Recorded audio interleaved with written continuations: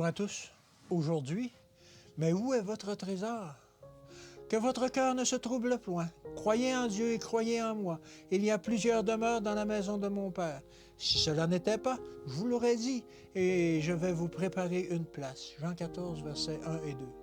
Comme il est précieux de savoir que nous avons un ami fidèle, quelqu'un qui nous donnera un caractère noble et élevé par lequel nous pourrons connaître l'amitié des anges dans les lieux célestes.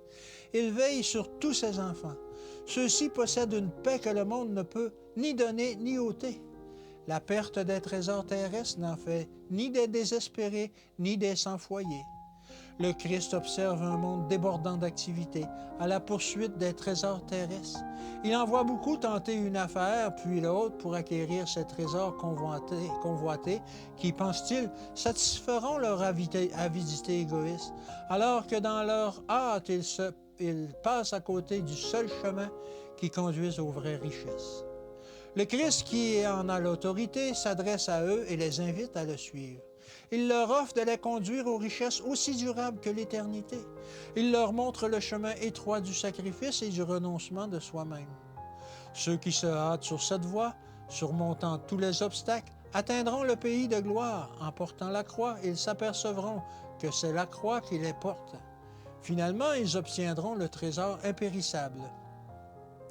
Beaucoup pensent trouver la sécurité dans les richesses.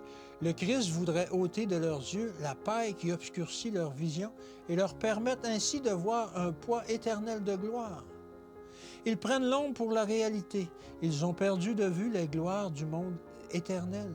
Dieu les invite à porter leur regard au-delà du présent et à ajouter l'éternité à leur vision.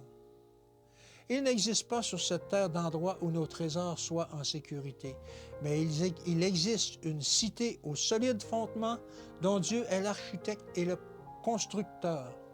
Le Christ cherche à détourner l'attention des hommes des placements peu sages dans les richesses périssables, les avertissant d'amasser leurs trésors au ciel. Ceux qui ont mis toute leur affection dans les trésors terrestres, sans accorder un seul regard aux richesses éternelles, recevront bientôt leur rétribution. Ils perdront ces trésors terrestres pour lesquels ils ont vendu leurs âmes à Satan. Ceux qui ne sont pas encore totalement abandonnés aux grands rebelles se rangeront-ils maintenant aux côtés du Sauveur? Quitteront-ils, avant qu'il ne soit à jamais trop tard, les œuvres du mal pour se placer sous la bannière ensanglantée du Prince Emmanuel? Que Dieu vous bénisse et qu'il vous garde aujourd'hui, et je vous dis à demain.